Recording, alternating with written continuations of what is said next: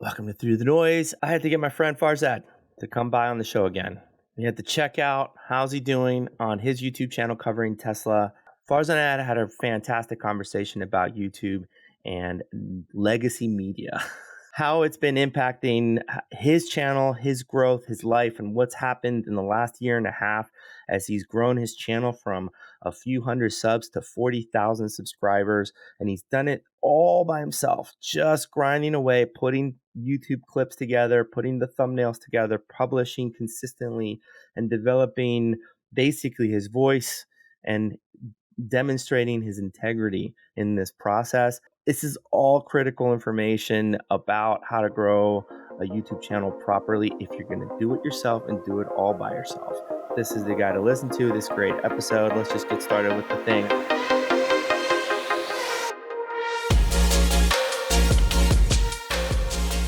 All right, Farzad, I got to click this record button real quick because otherwise you and I will just start chatting. Yeah. We'll be like an hour in, be like, oh crap, I forgot to hit record. I forgot to hit record. Farzad Mesbahi. There you go. Is that the right pronoun? Or am I anglicizing it? No, you got it. Mesbahi. Mesbahi. Okay. Farzad, man, thanks for coming on the show. You've been on the show before. I know that I could spend, I'm dying to ask you a bunch of stuff about Tesla and Elon and your perspective. I'm dying. But I have to realize that you got an amazing channel. Like I could just go to the channel and watch.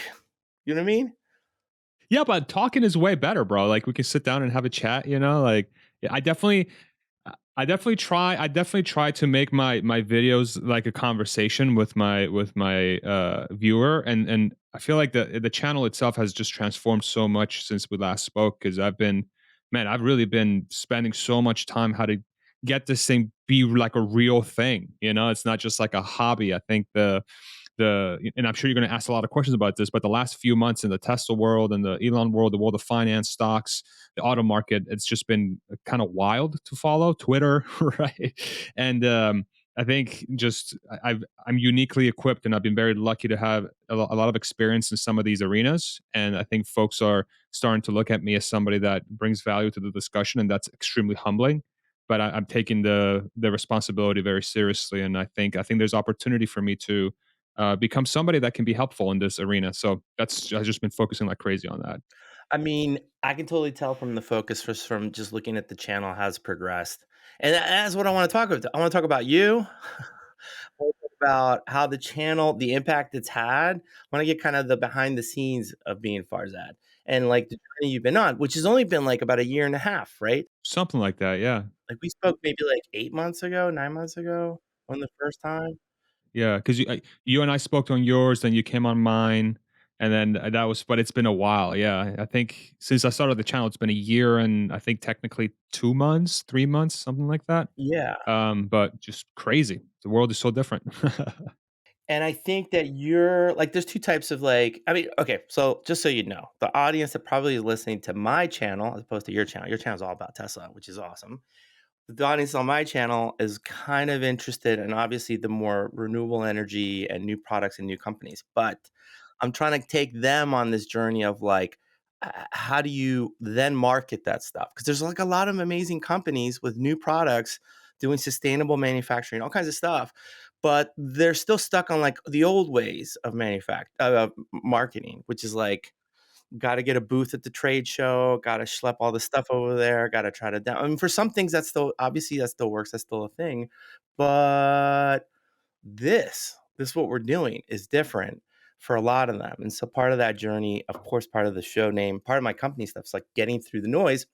And you're a classic example of actually doing it as, yes, a YouTuber, yes, grinding on it, on your own. So I'm hoping I can get some insights into some of this stuff. I got to ask you a question right from the start here. Let's just start with like, what's your day like? Because I know you are very like you're organized and like plowing through. Like I wouldn't call it organized. the energy I get from you is when you commit to something, it's all in, and it's probably because of that time you spent at Tesla, where they just like, oh, you're in the Tesla, you're in the Tesla company, you're going to be part of us. Okay, you're all in. That means every ounce of energy goes into that, right? And I think it comes through with your videos. I appreciate that's super kind of you to say, man. Thank you so much. I definitely am. I have an obsessive personality. I think that's what it really comes down to, and thank God it's not with gambling. I don't, I don't like gambling very much. It's like the whole concept of it's fun. I love The poker. losing the money The part? losing part, and there's no logic, right? There's very few like poker, for example. Like you can make an argument that poker is a little bit less like gambling because it's more like psychology. So that's fun. Probability, actually. It's a little more of that with a little bit of but it's more but yes, but you're right. Absolutely. Yeah. But if you can get somebody to, believe that your hand is worse, you get them to call, it's like, so there's some of that too, but you're 100% right. It's mostly probability. But for me, yeah, it's just an obsession, man. It's like when I find something that I really enjoy and it's something that I know is bringing value to people. I can't please everybody, obviously, but if there's a significant portion of the population that is enjoying what I'm doing, and I also enjoy that thing, then it becomes this sort of insane overlap of two big positives coming together. And that's all my mind can think about. It's like, okay, what can I do to make this better? What can I do to make this better? And I definitely honed that skill set at when I was working at Tesla for those little bit over 4 years that I was there. Because that company is really, it's the culture is really designed to not just bring that out of people, but to also harness it to move the company forward.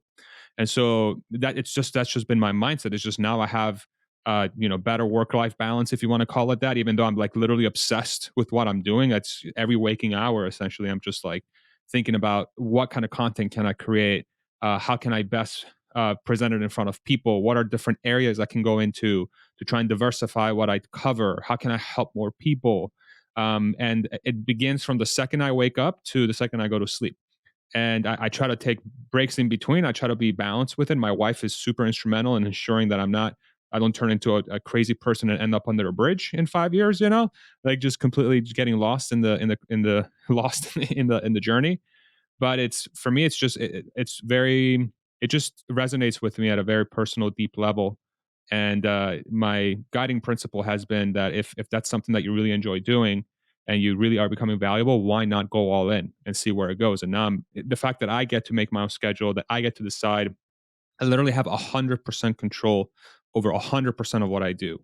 And that's a very addictive thing, and I can't stop. And I'm very excited for what this year is going to bring. I think for my channel and all that good stuff, because I experiment all the time, but that's really, I think, where it stems from. It's just and I don't know if I'm organized per se. I think I'm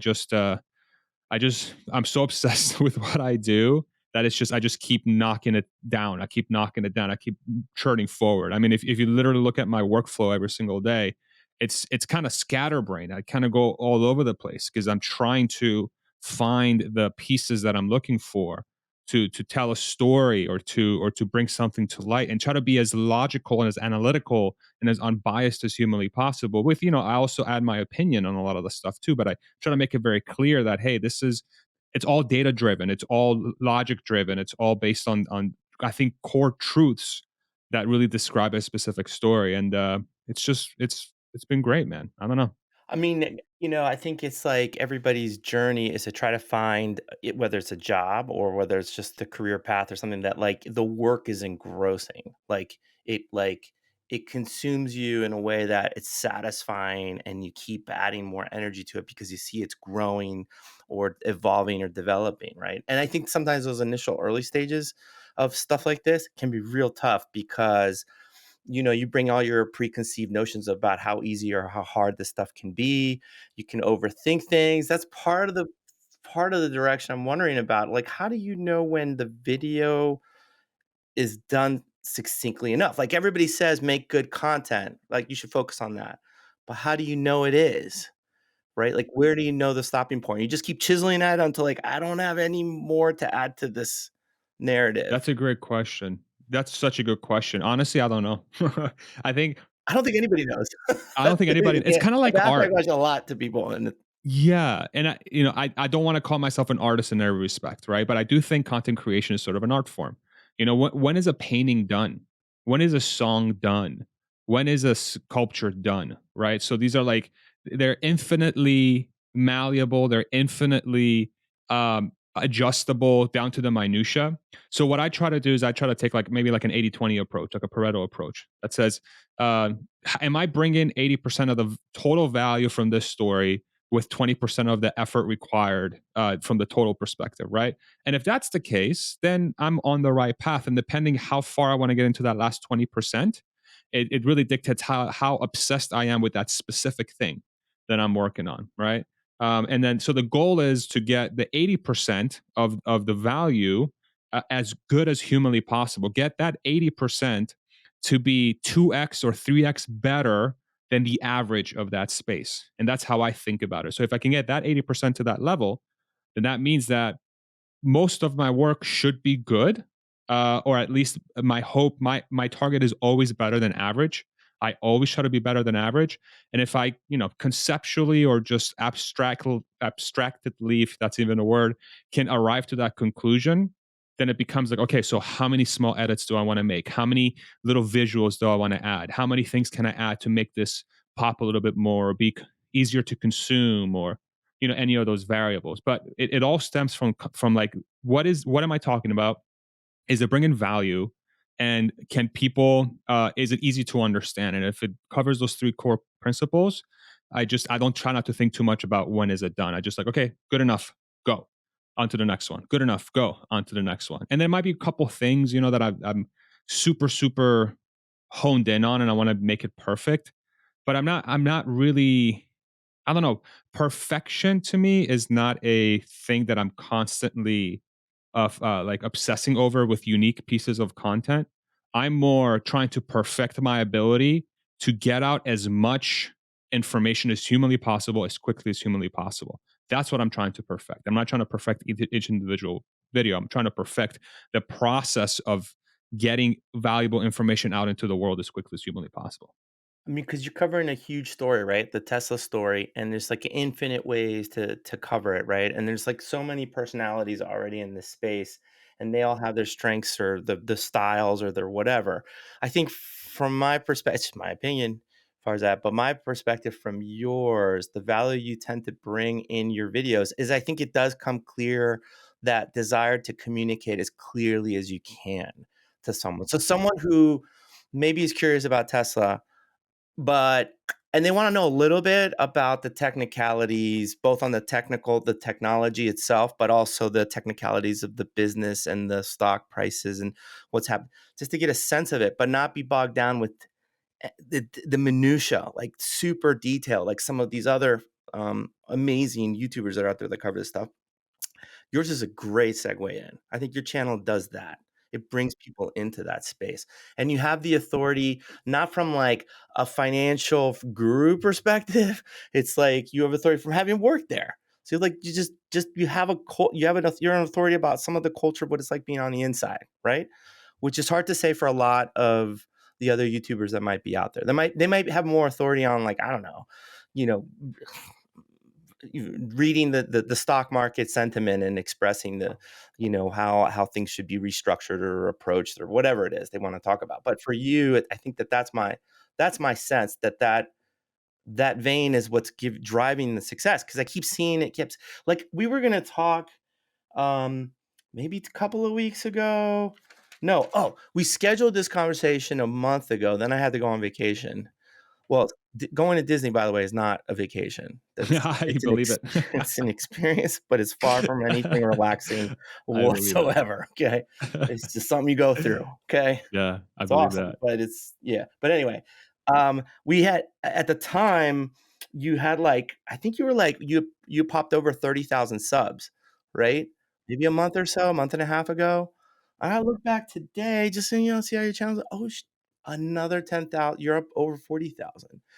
And I even wrote a note because when I was preparing for this 2 weeks ago, I wrote about your most popular video came out where it's like, "Tesla has won, it's over, I'm not kidding." That time, do you remember that one? I was very proud of that title. It's 171,000 views. 171,000 views. That was 2 weeks ago, and then you and I, like, we cross communicate, our schedules got messed up, whatever it is. No, sorry, 142,000. Today, I come in there and there's another video. Now it's 171,000. So you're like, there's this. it's growing faster now from where you were just a month ago. It's like this, right? Can you attribute that to anything, or is this just you're just I don't know, you're just making the content, putting it out there, and just kinda keep at I it? think a lot of it is that. I mean, to be honest. I mean, I think and yeah, I honestly I try not to focus too much on those numbers to be completely honest because I know what it can do to ego and I'm trying my best not to think about it in that respect. So the way I try to analyze my own sort of growth in the YouTube space, is that it's a combination of putting out videos extremely consistently for the last at least year and then taking it extremely seriously. Probably starting 6 months ago, it kind of shifted for me from being a hobby to being a something that I would call maybe like a career or whatever you want to call it, but something that I feel a responsibility to. Yeah, like I have a responsibility here. So that in itself is it fuels my desire to come out every single day and put out a piece of content.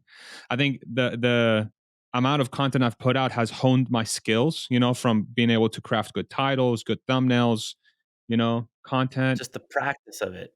Yeah, just constant practice. And I think the other variable too is in the last few months there has been a lot of noise. The one thing I love about your channel, your podcast, through the noise, is such a brilliant sort of representation of what it takes to really discover what the hell's going on. You have to navigate through the noise, and there's been so much noise in the Tesla story, the Elon Musk story, all this stuff that's extremely difficult to navigate through, especially when you have a mainstream media that is very good at being very loud when the stuff like and capitalizing on that noise. Because that's sort of how the ad revenue model is built. Is if you can capitalize on that, you make a ton of money. And I think the one thing I've provided is an ability to sift through that noise and be like, okay, this is actually what's going on. And as you know, and I'm sure a lot of your viewership knows, the Tesla world, the Elon Musk world, now the Twitter world, has a giant following. That's not just in the US, but worldwide, that is growing. And it seems to be growing exponentially as of late. And I think when things like this happen, folks look for clarity. And I have had the luxury of, because of I have been following this story for so long, for basically over 10 years now, that I've seen this before.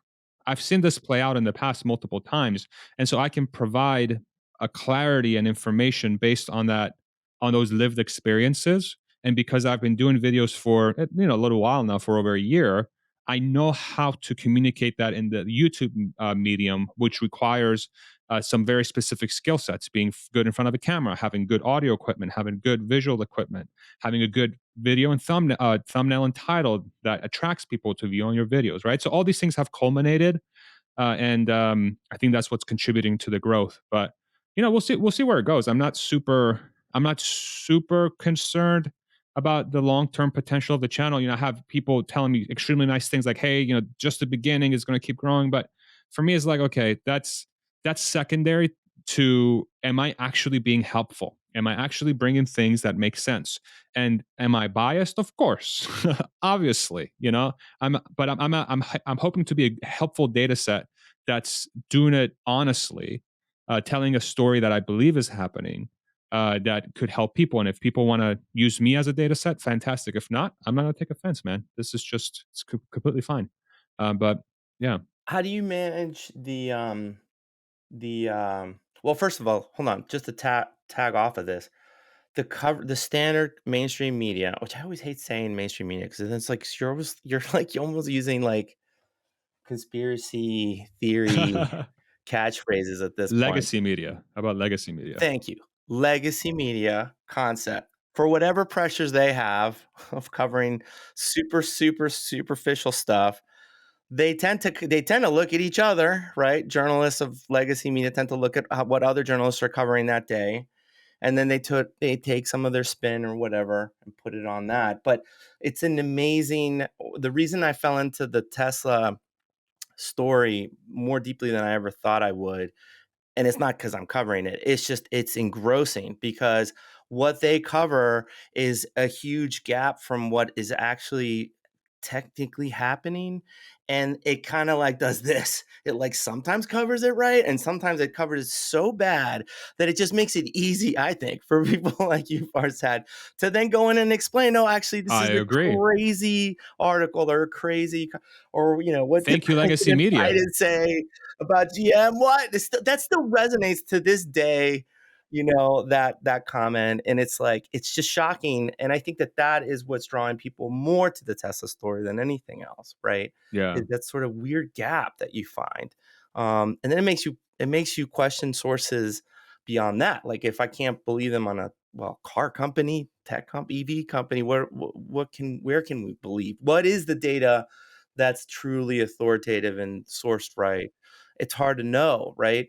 So so as it comes back down to you, how do you, like, what do you do? Like, you just do you do the same thing as those other journalists? You like go on YouTube, look at some of the, what other guys are saying about Tesla, what's happening on Reddit about Tesla, what's happening on Twitter, and then try to piece some aspect that you like to cover for the channel. Is that part of it? I do both. I do both. So mostly what I do is I have like a notepad of ideas Okay. that is like, hey, I would like to talk about this. Like for like today's video didn't even have anything to do with Tesla that I came on and I said, hey, I'm going to be a little late for. It was about GM's earnings, right? Because they reported earnings this morning.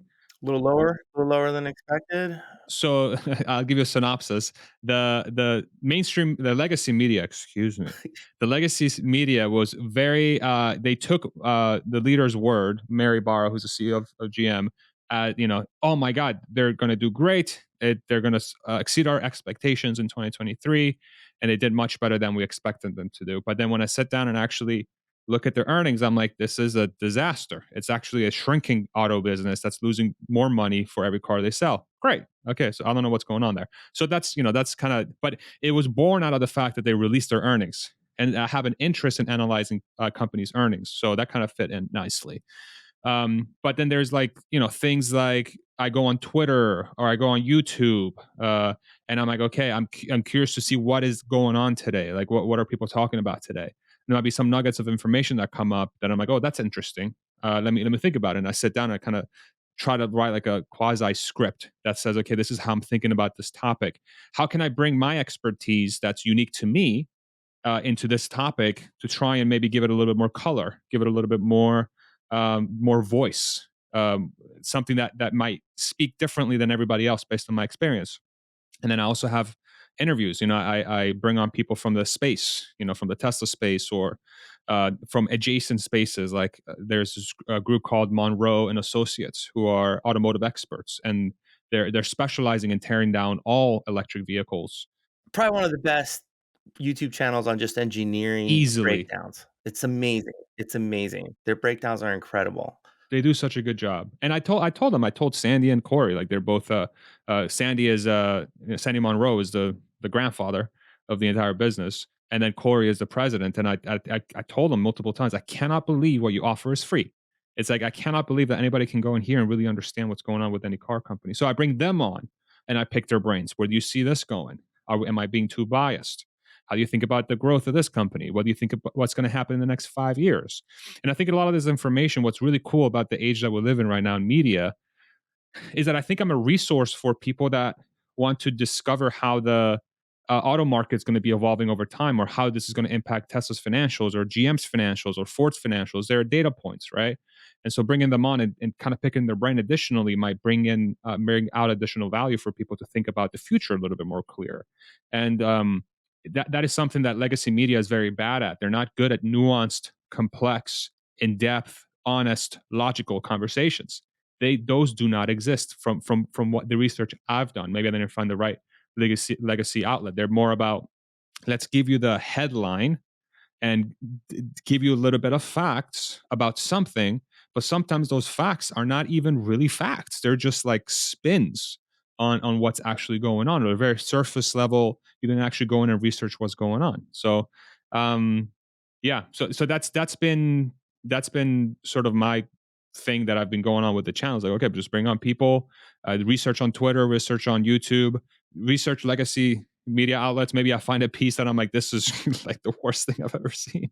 Let's actually see what's going on. And I think the broader trend, to be completely honest, I think where this is stemming from, like I think why channels like mine might be gaining momentum and others as well, is that I think there's a general movement away from, say, these like big conglomerate organizations that are like multiple thousands of people deep, that very obviously have a bias or are trying to shift something a certain way, and they are ruled by the ad overlords or whoever helps them stay in business.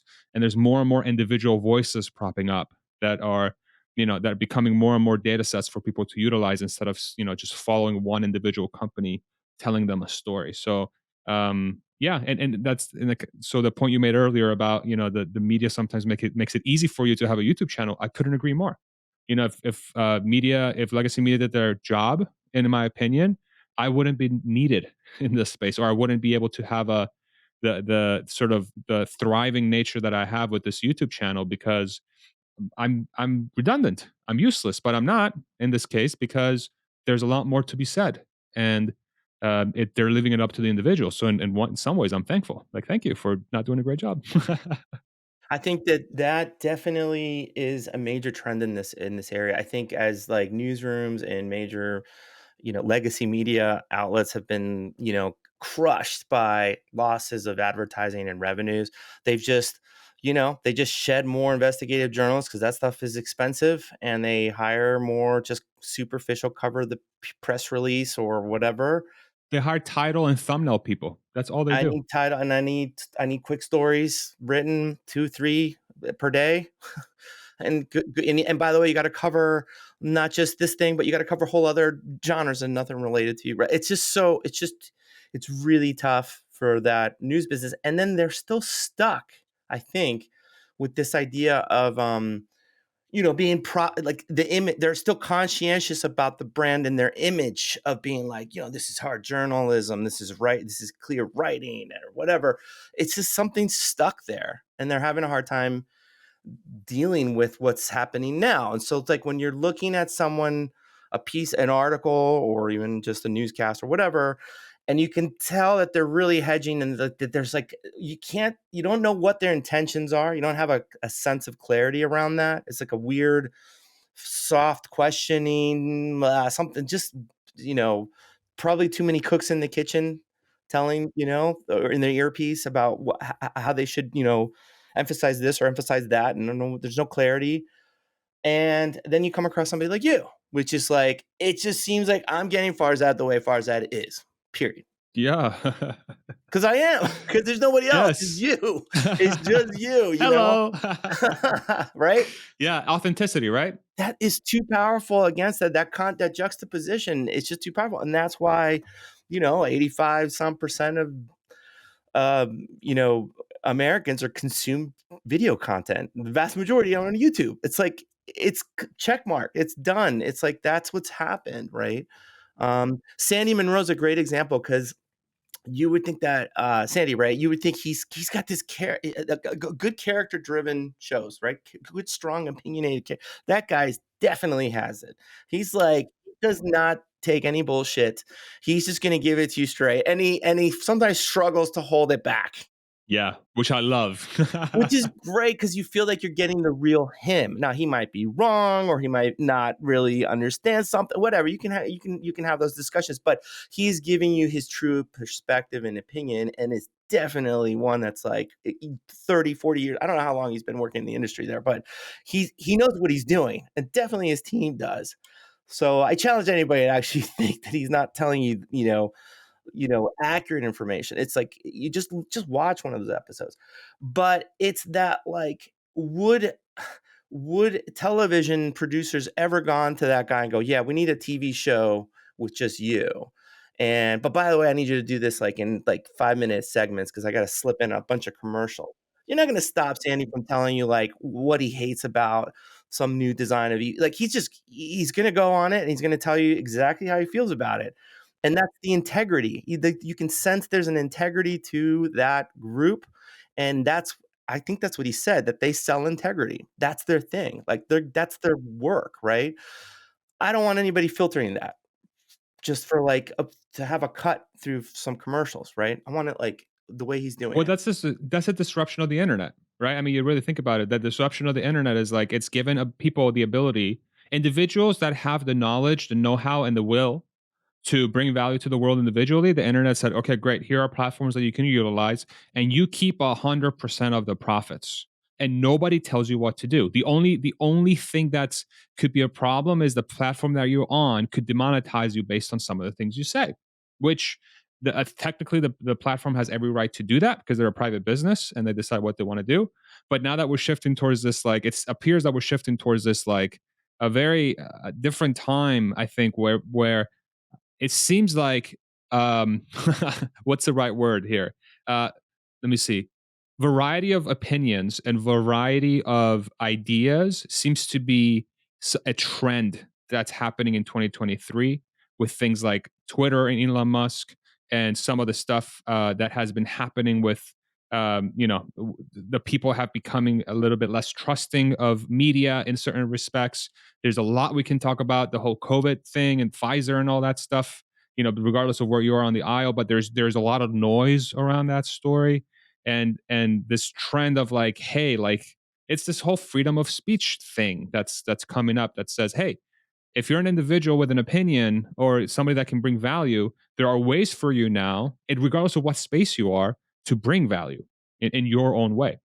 And if you're somebody who's talented and are able to do that, and you're not beholden to a company, why wouldn't you do that? It makes no sense. So there's no reason like that's why places like CNN, MSNBC, Fox, whatever other legacy places you want to talk about media, that's why they have such a tough time doing investigative journalism or having actual talent. Because these people are like, I can just open up a Substack, I can just open up a YouTube, and that thing will pay for my salary and then some, and I have freedom to do whatever I want at any point. It's perfect. It's such a brilliant way of making civilization as efficient as humanly possible when it comes to value creation for society. It's removed this like necessary thing that's been tied to the economy for the last 100 years, where you have to have a company, you have to have a conglomerate of individuals. Production teams. Exactly, to do these things, and like through AI, through software, through the internet, through cheap cameras and cheap lighting, and relatively speaking to where we were 40 years ago, you've had this incredible deflationary force on bringing ideas forward as an individual, where you're not required to be on a network anymore. And now we're seeing the fruits of that in full force. And that's what's so exciting to be part of this. Like I stumbled into this by accident and I'm seeing the trend. I'm like, this is going to be gigantic. This is going to be the biggest thing ever. It already is. And it's only going to get bigger. It's wild. I think the pandemic definitely also created this like it got everybody more accustomed to like low production value. It's like because everybody was on Zoom anyway, it's like who really needs all that? Like it's as long as I can hear you and see you, and then it's really about the content, right? Like, what is it that I'm actually delivering, and who's the target audience that you're really communicating to, right? That becomes those fundamentals, and you don't have to beg for permission. Like, if you want a TV show, or if a producer decides, "Ooh, you are an interesting character, I want to make a reality TV show," they're gonna make you sign a contract that basically gives all your rights away to them. Because it makes sense because they're gonna foot the bill. They're gonna pay for the TV crews and they're gonna pay They for the literally own you. marketing, but they're literally gonna say for that, the exchange is I own you as an entity, right? Like as a character. And that's a huge gap, right? Like that doesn't like wasn't there somewhere in the middle? Can't we like level up more? And this is it. This is what's happened. Um I have my friend that works for PBS that I'm gonna be doing some videos with him on like how to improve production on my show. Like the funniest thing is my show is not about making YouTube videos and podcasts, but that's what we've been doing. But my friend from PBS, he's a videographer and he sees it happening at PBS too. They're all struggling to figure out they're not thinking about broadcast media now. They're thinking about how do we make shows that deliver through YouTube, through this medium. And they're hiring, they're all these PBS are like affiliates, they're hiring yeah, like a I forgot the term they use. It's like a content strategy consultant position where basically their whole job will be to monitor all of these platforms and all of the techniques and all of the trends and then report back to the PBS station going, "Okay, we need like I know you're making a new whatever special about the Civil War, but we need like video clips for the shorts." It's like they're like it's obvious to people like you, Farzad, but to these big production teams, it's giant ships that are slowly trying to turn groups of people towards this direction, but they're still stuck in the legacy models. Um, he actually is interested. I forgot his channel that he works on, but there's a whole channel about um, doing little Civil War, World War II reenactments with this like it's kind of like a mixture of like Dungeons and Dragons and little figurines and dice, and they set up reenact battle scenes and decision points with the history through the history books, and they actually visit the fields, the where these things happened, and then they play the game to say like what could have happened if the general had gone left instead of right. I'm talking like hundreds of thousands of views for that. It's like people just dive into that, right? And so that's the beautiful transition of all this. Let me ask you on your thumbnail game.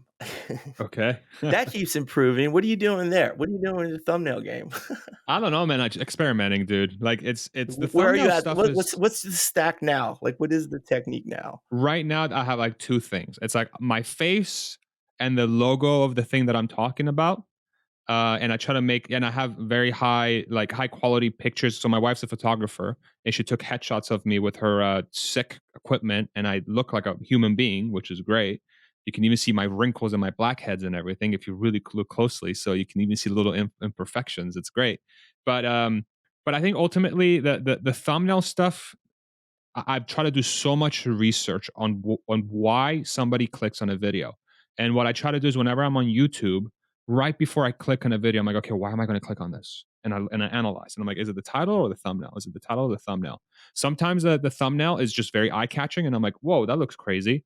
And then I read the title, I'm like, okay, I kind of want to watch this. Or sometimes I read a title, I'm like, whoa, that is so like it's tickling my brain. I really want to click on it. You know, it's like clickbait. You know, it's literally the definition of clickbait. But for me, I think that what I'm finding is that if you have content that people view as reliable, and they view you as somebody that is consistent in bringing valuable information, as long as they know it's you, they'll click on it because they value you as a voice. They want to hear your opinion. They want to know where you stand. They want to be educated by you, or they want information from you because they trust you as an individual. That's the kind of channel I have. It's me. It's a talking head. It's a person who does interviews and does content on a very specific niche, call it. So that's what I'm finding. And you know that video that Tesla has one. It's over whatever the title was for that. Just my face and the Tesla logo. But the title was super catchy. Like it's done. Tesla has won, and they click on it. And then I think the view counter is probably more important than the title or the video in some respects. Because when is the last time you were on YouTube and you've seen like three different options, and you see the view counter for each one, and you're like, wow, this one has so much more than the other one. This one's probably better. And then you click on that one. And so that kind of has like an effect over time as well. That if you have videos that get a lot of views, it's kind of like a snowball effect that happens from there as well. It definitely is a snowball effect. You're the YouTube's AI, organic AI machine is surfacing your video to next videos on like probably a million profiles that happen to be looking. And the more clicks and engagement and views it gets, the more it pushes, the faster it surfaces it in others, right? Because it's assuming that this video content is prescient. It's like it's they're trying to get that in front of the right people, right? It tracks, so click-through rate is one that they track, so making sure what percentage of the people click on a video, and then, view duration as a percentage of the total video. So say you have a 10-minute long video and people stay for 8 minutes, that's 80%. That's really good. That's anything above 50% is good, is what I found. 60% plus is like elite. But that creates this downward pressure to make videos short, right? in a sense, 10 minutes, in a 5 minutes. sense, but they can't serve as many ads on a short video. That's the thing. So it's a combination. So right. Oh, right. So then your price point goes down. Exactly. So they can't generate as much on that video. But if you're trying to start a channel new, which is what you did, the shorter in the beginning is better. And as you get bigger, then maybe a little I bit did the more in opposite. depth. You did the opposite? I my first video was 58 minutes long. Too long. Was it too long? It wasn't because it was the thing that I had in that video. Again, this is where I'm like lucky in a sense as well. That first video was me telling my story as a former Tesla employee, and it was packed with new data that nobody had ever heard in the Tesla sphere. Call it. I mean, that's definitely what caught my eye and I reached out right away because it's like, "Oh, you're not at Tesla, you're not under the NDA clause." I think it was Partly. partly, right? Yeah, I think it expires at the end of this year. It's like a 2 year for everything. But like I forgot a lot of it already of those things that I would have been talking Right, about. exactly, but that was like, "Ooh, I gotta talk." That's how I got to reach out to you before you blew up because by Yeah. Yeah. But that's the thing. Yeah, yeah. Good call. Just kidding. The thing there though is that there's multiple ways, right? So if you're somebody who is really bringing unique information that nobody else has, that a lot of people are interested in, you will automatically blow up on YouTube. Like automatically. It's almost like you have to get into the psyche of the human population. And this is where you can use like Google Trends is kind of helpful.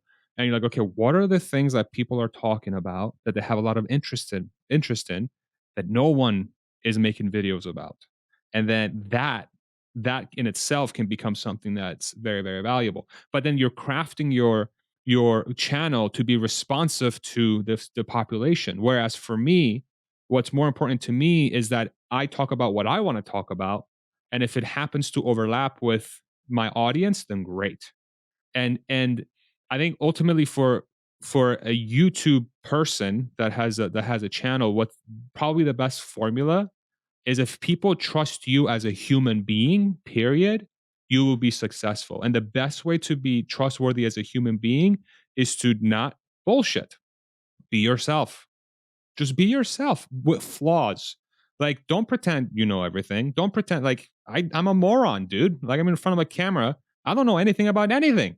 I know a little bit about one thing, but I don't know. But I try to be logical, right? But I'm being very vulnerable and honest about what I know I don't know. And I think long term, if somebody takes that approach, I don't see how they can be unsuccessful. It's just a matter of time and being consistent with YouTube and getting better with thumbnails and titles and all that stuff. and courage of letting go your ego in part of this process, right? Not letting your ego get in the way, and it's hard, but I think you hit like I talk about, these episodes need to have something of like there's several elements, but like if you had high stakes. So, I guess it's not quite you're not talking about a prank you're about to pull on somebody and let's see how it goes, right? But those videos do well, right? It's high stakes. It's entertainment. Yeah. Exactly. But character driven, Sandy Monroe, you as a character too, the who you are, that honesty, that humbleness that's associated with all this, but also unique access, just like you mentioned, unique access. We have unique access with you, Farzad, because there's not that many that have worked at Tesla and then started their own YouTube channel that want to cover Tesla. That alone, check mark. Being vulnerable is high stakes. I talk about that a lot with like, shows that are motivation or like they're trying inspiration, spirituality. All those shows do really well because the high stakes is the being, are you a host willing to be vulnerable and to share like the trials and tribulations and how you overcame them, right? Not bullshitting around that, like, but truly sharing the struggles and that those episodes do fantastic. It's got the sort of the key to a lot of stuff is like this emotional content. Like people remember the emotional parts of a video, really, right? Yeah, yeah. Because it speaks to the human spirit, right? It speaks to the human spirit. It speaks to like all those things that us as humans experience on a daily basis that we don't share with anybody. And when somebody is sharing something that you've experienced, but they have it takes courage to say that. You're like, man, that is awesome. That subscribe, you know, but it stems from hopefully in the majority of situations stems from honesty. But you can probably start to think about how there's room for manipulation for this stuff, right? And this is where like the age of AI is so freaking disturbing, because in a case where you can craft an AI that can craft a human being that looks exactly like another person, and they're conveying those emotions to you, and you believe that those emotions are real, but they're just crafted to make you think a certain way, forget it. But that's why I think legacy media is collapsing, because you have a lot of actors in front of cameras telling you about something, but they're acting. They're just reading from a teleprompter. They're actors. Don Lemon is an actor. Cooper is an actor. The dude from Fox News, Tucker is a Carlson is an actor. And I'm not saying anything about how they are as human beings. I'm sure they're great human beings, fantastic parents, great friends, great siblings. I'm sure they're awesome to hang out with. But I'm saying from the standpoint of somebody who consumes information, I think an individual will not trust an actor nearly as much as they will trust somebody who's being themselves in front of a camera. And you can't be yourself in front of a camera at a legacy news network. You just can't. No, you can't. The brand is first and foremost, the conveying the information on a certain style that's already, it just feels antiquated. It doesn't feel, I don't know. I worries me because the collapse of true journalism is what's at stake here, right? Across the board. I However, disagree. you're picking up the pieces. Yeah, I knew you were gonna say that because you're like guys like you are picking up those pieces, right? Like guys, you're filling in on that spot, and then you're getting a more truthful opinion, right? If you're telling your truth, right? If you listen to an hour of somebody talk, you can kind of tell if they're being true, if their intentions are aligned with what they're saying, right? Right. Or if there's just something off, right? You can tell. Is it hollow, or is it rooted in passion? Is it rooted in humanity? Is it rooted in wanting to tell the truth? Right. I would argue that for the last, maybe since I really started becoming aware of where we are from a media landscapes perspective, let's say 5 to 6 years, because I'm 36. Like I don't have a lot of experience. I'm still navigating through this world the best I can. But it seems like at least within the last, call it 5 to 10 years, right now feels like some of the most vibrant uh, um, times in recent memory that I can remember, that real journalism is actually taking hold. And this is through things like Substack, YouTube. My hope is Twitter, right? So, like, these places are becoming transformational from that perspective. Are all of them correct and good? Of course not. The net, but think about it this way: before this sort of individual journalism explosion we've had in the last few years, you had what, four networks, maybe five networks total, and you were depending on five voices.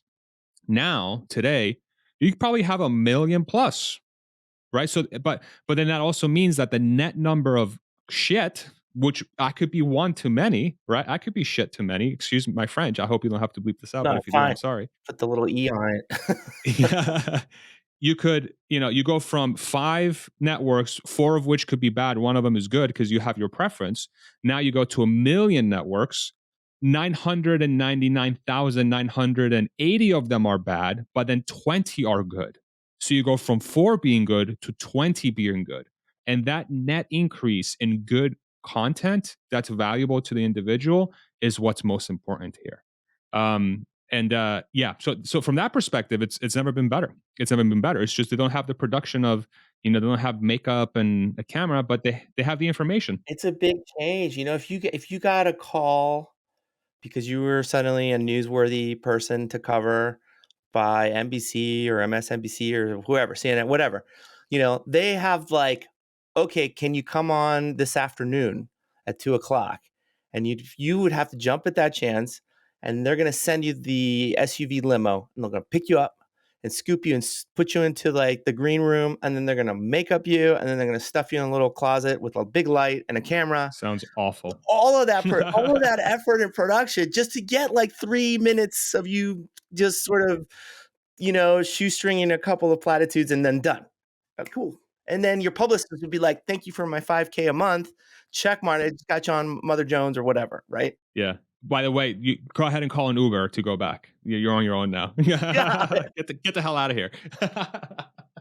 You know? But It's that's what terrible. they've been used to, that network TV style, like, filling in the time with something, and, "Oh, you can get bumped off as you're driving over there. Oh, we something else happened on, across the other side of the world we have to cover now." Your story is not that important right now.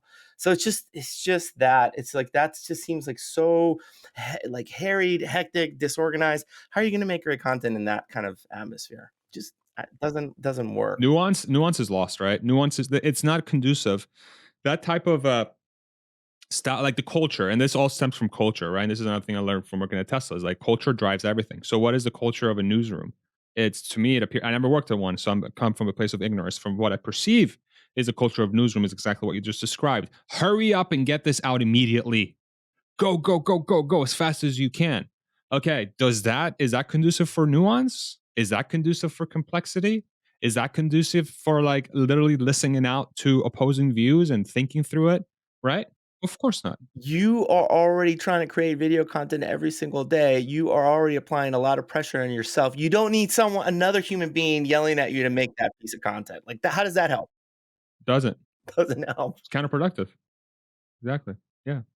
I mean, wow, I think your show is well on its way. I love that you did a video that I caught where you were very transparent about the amount of money you're making through the YouTube videos, through all that stuff. Most people's in I love talking about money because it's so important for people to learn about what it actually costs or not costs, right? Like that's another data point that's helpful to like, okay, I can find a baseline here. How does my show do based on, even though we could be totally different shows, but like do are we getting the same rates, for the views or whatever? That's super helpful to people. What compelled you to put that one together? Transparency. Simple. Yeah, just simple. Just like, hey, and then also it's like, hey, if you want to make a YouTube channel, this is what it looks like, you know? Did you come across any others that had done the same? I think more people should do that. Yeah. Yeah, I think people like Dave Lee in the Tesla space, Stephen Mark Ryan as well. Those guys have done it. You know, they're very open about how much they make. So my plan is at the end of every year, I'm gonna sit down and just recap my previous year's earnings.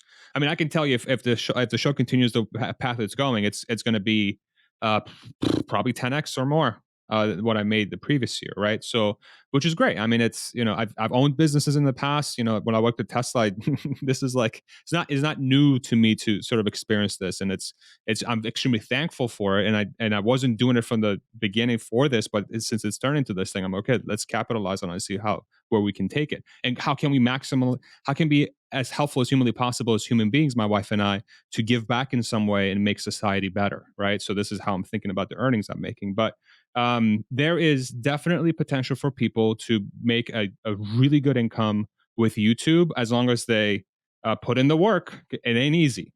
Okay. It's like I'm technically working 14 hours a day, probably, but I want to. It's fun for me. This is like a blast. Instead of, playing video games and mindlessly scrolling through TikTok or something, I'm doing YouTube and it's fun. I do spreadsheets. I, watch content. I read through earnings reports. I'm insane, but it's fun. It's fun for me. I mean, think about I mean, just to characterize this, I'm thinking this is what you would want to do if you didn't have the 9 to 5 or some other job. This is what you wanna do. How amazing is it that you can then just put up that camera, report on what you've been doing and what you accomplished, and then there's an audience to be like, "Oh, that's fucking awesome. That's great. Thank you for sharing that." I mean, that's the amazing part of all this. I don't know, you and I probably should be like, spokespersons for YouTube or something, but it's just like it's just a new way of finding building an audience around what it is that you love to do. It's like that. It's like I've seen a Venn diagram. You got to like, what are your passions? What is it that you can do? And then the other circle of like, what does the market want? And if you're lucky enough, you hone into the center of those three areas, and boom, that's where you pop out through the noise because you'll be uniquely positioned into like really deliver value to a market that really cares about what you're doing because you care about it, because you care about it, you love it, and it comes That's through. why I feel so lucky, dude. Because it's like I think I'm one of those rare situations where that has somehow, through my life experience, the experience I've gained working at places, maybe my how my parents raised me, my overall demeanor, you know, kind of being like an introvert extrovert hybrid from time to time. I'm comfortable in front of a camera. My voice is not the worst voice in the world, so it's easy to listen to, I hope. Yeah, just these things have come together, and that's why, dude, that's why sometimes I'm like, man, like there's got to be more to like this whole thing. That then it's luck, the universe. I don't know, man. It's like, and then part of me And is like, hard how come? work, hard work. Sure. I mean, it's obsession, whatever you want to call it, right? So, all these overlapping factors coming together is really what have allowed me. And I'm not a very religious person at all, but I feel blessed because I've landed here, and not very many people have. And especially if you look at it from a total global population perspective, like my God, I'm like probably in the insignificant fraction of a percent of that I get to do easily, right? So it's like, how can I not wake up every day and feel like the luckiest person in the world? But it's like, but I'm capitalizing on that. Like, what a shame it would be for me to not capitalize on that opportunity that the universe has given me. And that's been my guiding principle my whole life. It's like capitalize on You have a opportunity. responsibility because there's like 1,000 other guys out there that would love to do this, but they're in life circumstances in parts of the world they just can't. But they get to watch you a little bit. So make it good, right? Make it good Exactly. for them. Exactly. Because it wouldn't be fair. They'd be so angry if you just like squander that opportunity, right? It'd be like, then they should be, you know. Yeah.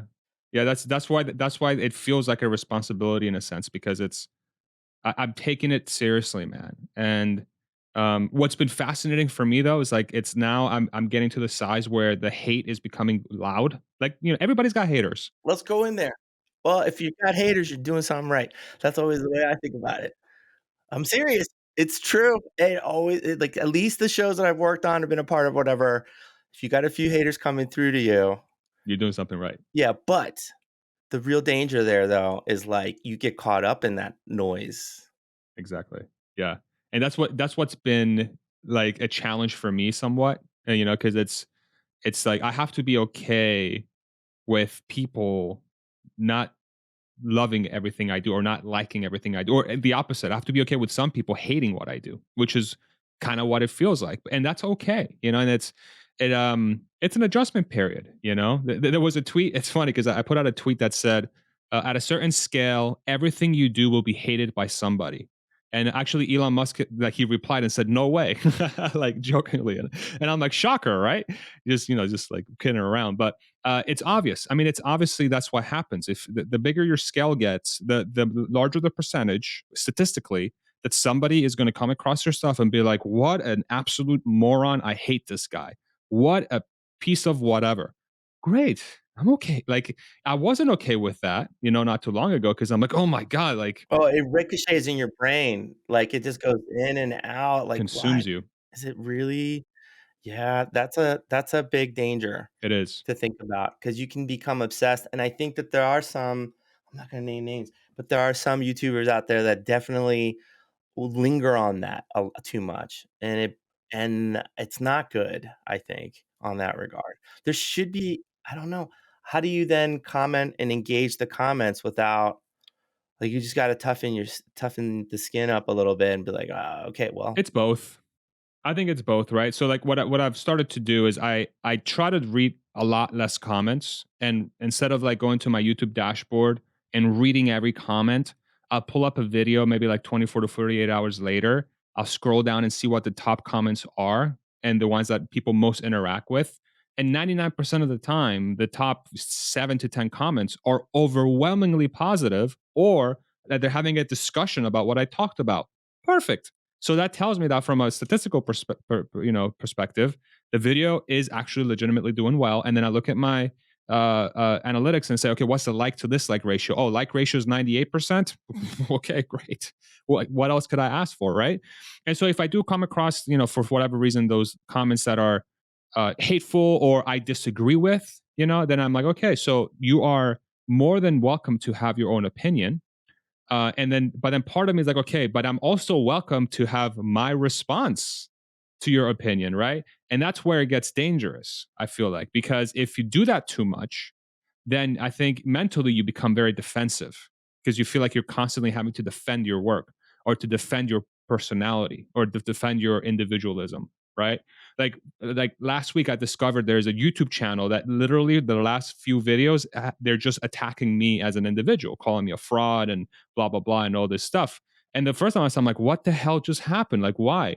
And I talked to my wife and I sat down and I stood and I'm like, okay, somebody is taking time out of their day to talk about me for multiple minutes at a time each day. How is that not flattering? How is that not flattering? Like you are making an effort, you are invested in me, you know? And there was somebody said a while ago, they also said, haters are actually your biggest fans. They just don't know it yet. Because they spend more time disproportionately versus your actual fans thinking about you and actually interacting with you in that sense.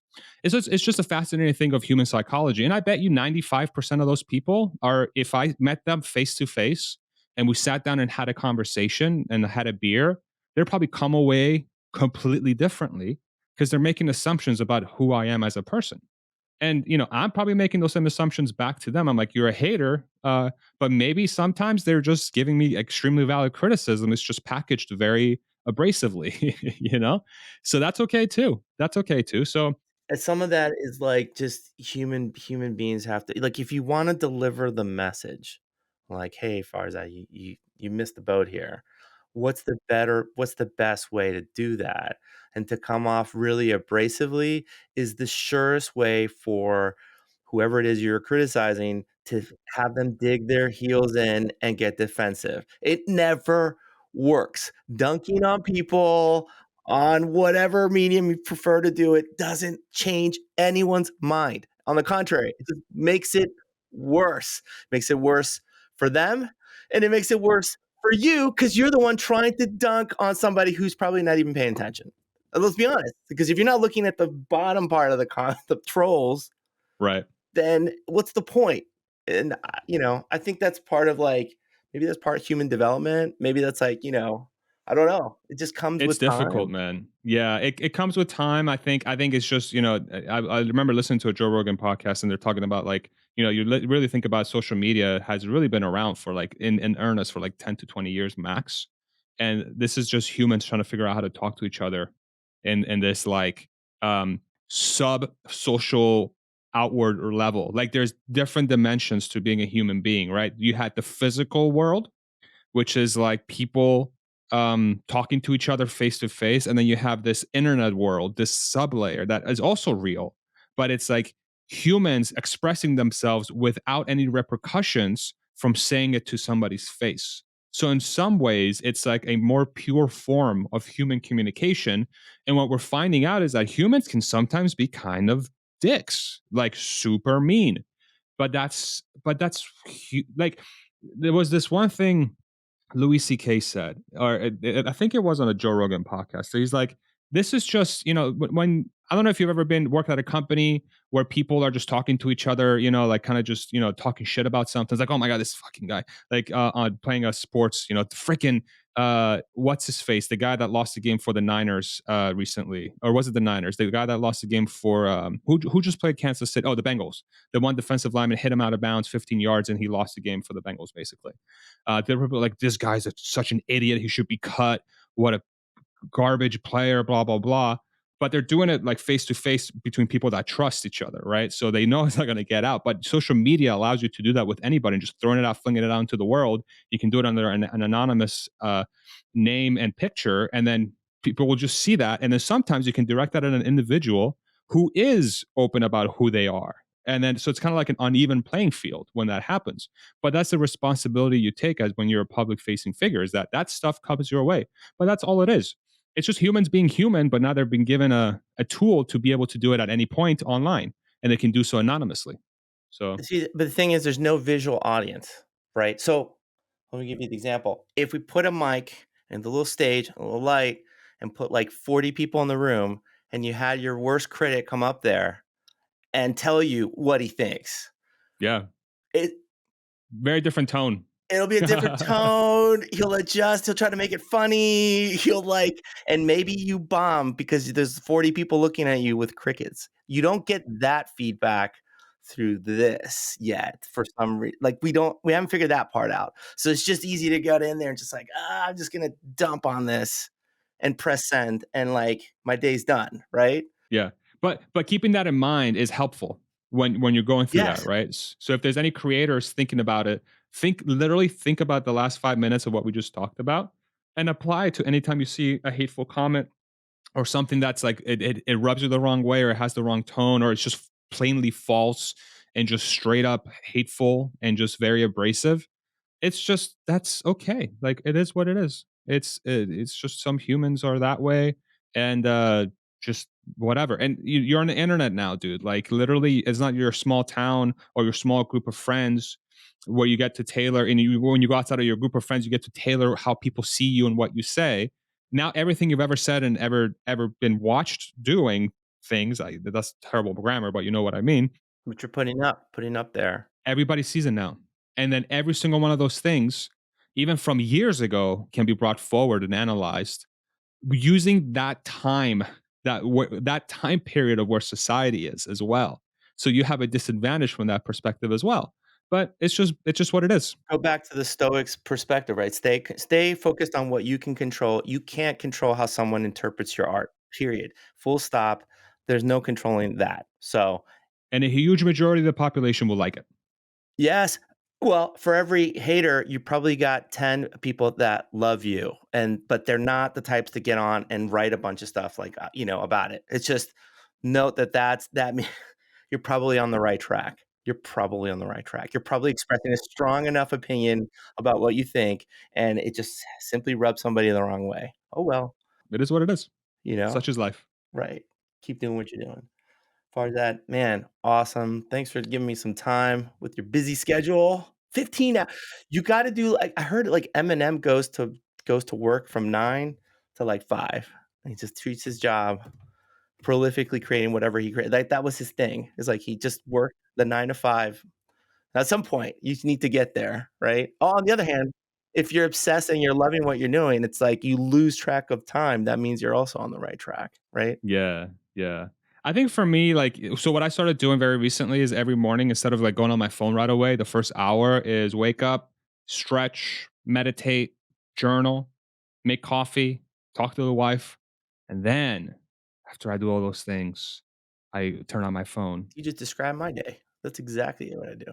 That's awesome. And how, is it working out good for you? Oh, yeah. Oh, yeah. It helps that journaling, especially if you just do like one page of just sort of getting some initial thoughts out, suddenly lets you realize, oh, I need to structure my day this way instead of having it all jumbled up in there, you know? Yep.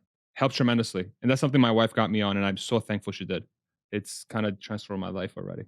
Yeah, that's a big one. It's a grounding practice. That yeah. Some exercise also. Yep. Yeah. 3 times a week. I've started doing that, going to the gym. But yeah, man, I it's heard been great. Elon's gonna do some gym stuff too. On what podcast was he on recently that I was really he looked very relaxed. I forgot Okay. damn it, what the heck is the Was it the pod Nelk Boys, maybe? Those Yeah, those guys, three guys. Yes. Okay, I'm a hater. Those guys were asking some really basic questions, and I'm like, "Man, come on." I know. They got got 'em for the views, man. They got 'em but listen, Right, more but power they're to them. young, I and that's mean, what they wanna ask, and that's how they're thinking, so that's fair good for them to ask that, right? It's if I fine. ever get Elon, it'll be a way nerdier, way more, way different conversation. I'm actually very much looking forward to that if that ever materializes. I think it will. I think it will materialize at It some can point. I think it can. It should. I think I'm looking forward to it. Yeah. I mean, he interacts with me quite a bit on Twitter, but like for me, I view him as a human being first. Honestly, I view him as a human being. He's got, he's like anybody else. He's got flaws, but I believe he's a net positive to society, and he is very open about being who he is. And from a humanity perspective, I find that fascinating. So it's like for me, it's like talking to another human being. But we'll see. We'll see how it goes. But thank you, man. Thank you so much for having me, Yeah, dude. totally. Hey, I wanna make one comment on this, Twitter transition. I was like, "This is gonna be a problem for him." Yeah. Being the referee.